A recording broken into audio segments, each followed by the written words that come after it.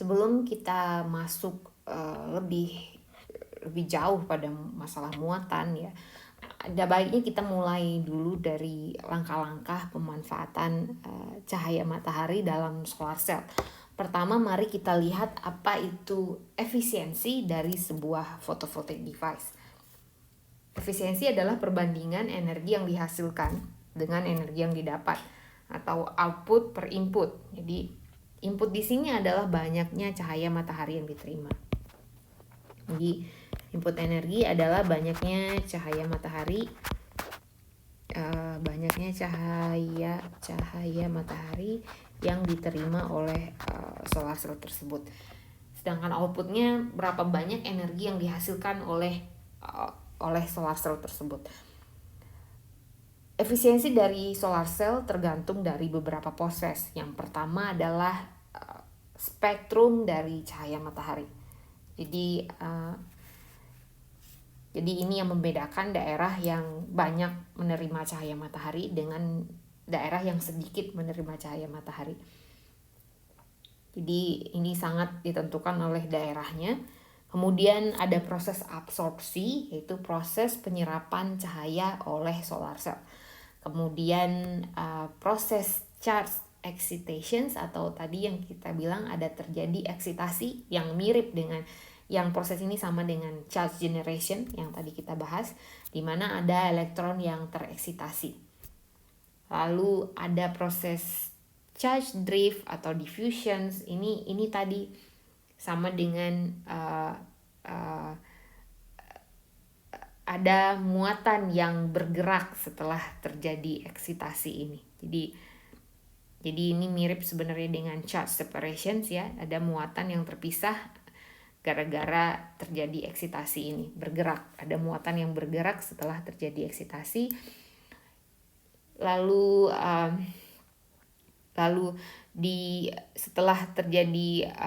setelah dia tereksitasi, dia bergerak ya melalui drift atau difusi, dan kemudian dia terpisah, separasi. Setelah dia terseparasi, kemudian kita kumpulkan. Jadi di sini ada charge collections, kita kumpulkan. Jadi muatan negatif berkumpul dengan yang negatif, muatan positif berkumpul dengan muatan positif, ya.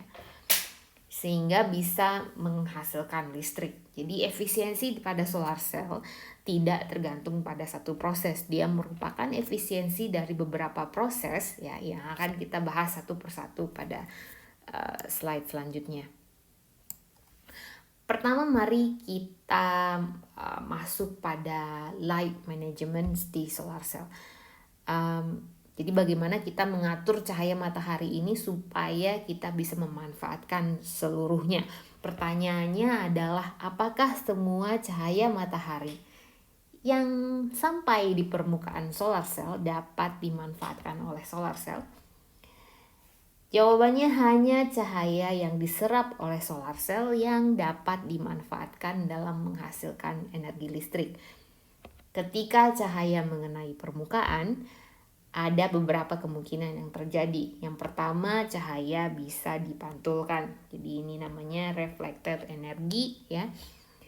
Yang kalau setelah dipantulkan, cahaya juga bisa diteruskan, atau di sini dinamakan sebagai transmitted energy ya, ditransmisikan atau diserap, yang disebut dengan absorb energy. Jadi ada 3 kemungkinan ketika yang terjadi pada cahaya ketika dia mengenai sebuah permukaan, bisa dipantulkan, diserap atau diteruskan.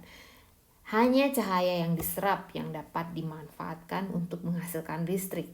Oleh karena itu, kita harus mengusahakan agar semua cahaya matahari yang mengenai permukaan solar cell dapat diserap oleh solar cell tersebut.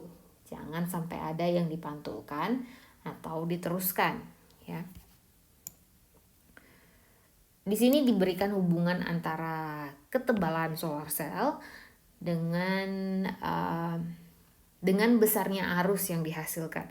Ini ada tulisannya source secret current density. Ini adalah besaran arus yang dihasilkan oleh solar cell tersebut, ya.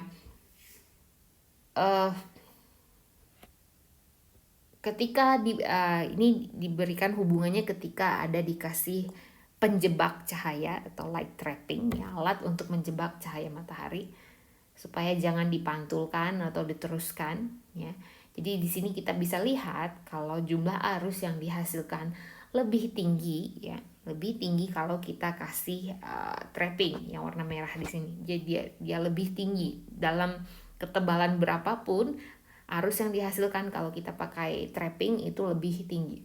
Kenapa kalau solar cell sangat tipis? Di sini ada pertanyaan adalah kenapa kalau solar cellnya tipis, ya, pada saat tidak dikasih light trapping itu currentnya bisa sangat-sangat rendah. Itu karena kalau sangat tipis, jadi transmitter energinya akan tambah banyak. Jadi akan banyak cahaya yang diteruskan sehingga arus yang dihasilkan bisa sangat kecil.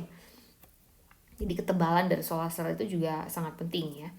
Apalagi kalau tidak pakai trapping. Jadi efeknya bisa kerasa sekali. Jadi apa saja yang perlu diperhatikan pada pengaturan cahaya, pada pengaturan serapan cahaya matahari? Pertama, pastikan bahwa absorpsinya itu harus tinggi. Cahaya yang diserap itu harus tinggi. Kedua, jangan sampai dipantulkan. Jadi cahaya harus masuk ke solar cell tersebut. Ya, di sini solar cell-nya disebut sebagai absorber, ya. Jadi bisa ya untuk meminimasi terjadinya refleksi. Dan terakhir, jangan sampai cahaya tersebut diteruskan. Dia harus dijebak di dalam solar cell tersebut.